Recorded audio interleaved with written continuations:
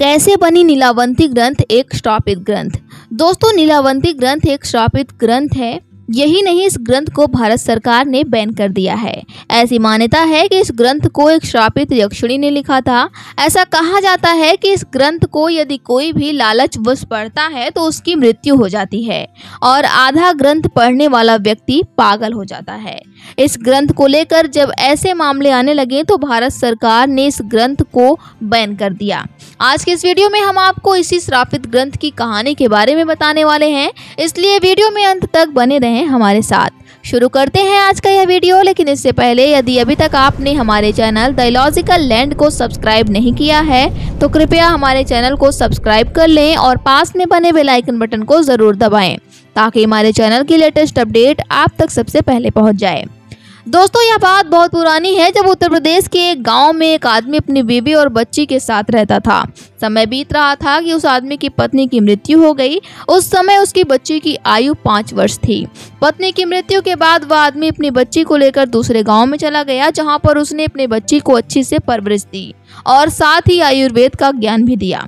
बच्ची का नाम नीलावंती था और नीलावंती के अंदर एक खासियत थी कि वह पशु पक्षियों की भाषा समझती थी। दोस्तों, इसके साथ ही नीलावंती के सपने में शैतान आते थे जो कि उसको जमीन में धंसे सोने चांदी के बारे में बताते थे। लेकिन पिता के द्वारा दिए गए अच्छे संस्कार के कारण नीलावंती ने कभी भी सोने चांदी को जमीन से नहीं निकाला और शैतान और पेड़ पौधों के द्वारा बताए गए मंत्र को नीलावंती पीपल के पत्तों से बनी किताब पर लिखती थी। समय बीतता गया और जब नीलावंती 20-22 साल की हो गई तब वे शैतान जो सपने में आते थे वे हकीकत में नीलावंती के सामने आने लगे। शैतानों ने उसको बताया कि वह एक श्रापित यक्षिणी है जो अपने श्राप के कारण इस दुनिया में आई है। नीलावंती ने अपने पिता को सब कुछ बताया और कहा कि वह अपने दुनिया में जाना चाहती है, जिसके बाद उसके पिता ने उसको जाने की आज्ञा दे दिया। एक आत्मा ने नीलावंती को बताया था कि यहाँ से 35 मील दूर दूसरे गाँव में एक बरगद के पेड़ के नीचे तुम्हें अपने रक्त और पशु पक्षियों की बलि देनी होगी, जहां से तुम अपने दुनिया में जा पाओगी। गांव से निकलते ही नीलावंती को एक व्यापारी दिखा, जिसके बाद नीलावंती ने उस आदमी से अगले गांव में छोड़ने की बात कही। व्यापारी नीलावंती को देखकर मंत्रमुग्ध हो गया और उसने उससे शादी करने के लिए कहा। नीलावंती मान गई और व्यापारी से बोली कि लेकिन तुम मुझसे ये कभी नहीं पूछोगी कि मैं कहाँ जाती हूँ और क्या करती हूँ, और रात के समय मैं तुम्हारे साथ नहीं रहूंगी। व्यापारी मान गया और नीलावंती को बैलगाड़ी में बिठाकर दूसरे गांव ले गया। शर्त के अनुसार दोनों की शादी हुई और रात के समय रोज नीलावंती बरगद के पेड़ के नीचे तंत्र मंत्र की क्रियाएं करती थी। एक दिन गाँव के कुछ लोगों ने नीलावंती को पशु पक्षियों की बलि देते देख लिया और फिर इस घटना के बारे में व्यापारी को बताया, जिसके बाद जब नीलावंती रात में निकलती है तब व्यापारी भी उसके पीछे जाता है और नीलावंती को साधना करते वक्त देख लेता है।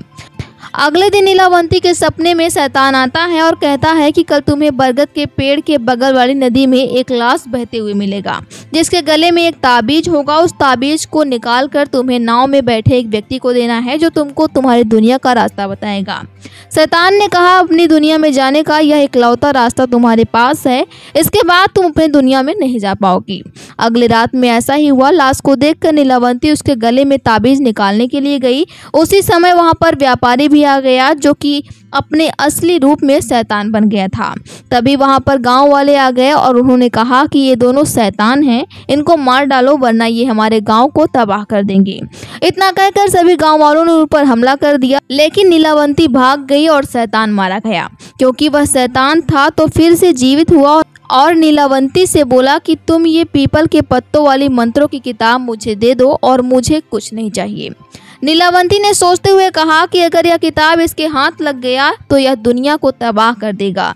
इसलिए नीलावंती ने उस किताब को श्रापित करते हुए कहा कि जो भी इस किताब को लालचवश पूरा पढ़ेगा उसकी मृत्यु हो जाएगी और जो भी इस किताब को आधा पढ़ेगा वो पागल हो जाएगा।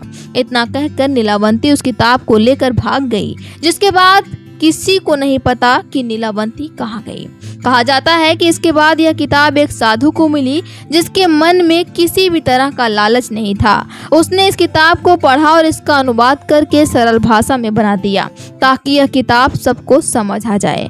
तो दोस्तों, आज के इस वीडियो में बस इतना ही। उम्मीद करते हैं कि आज की हमारी यह वीडियो आपको पसंद आई होगी। वीडियो पसंद आया हो तो लाइक, शेयर और सब्सक्राइब जरूर करें और वीडियो में अंत तक बने रहने के लिए आप सभी का धन्यवाद।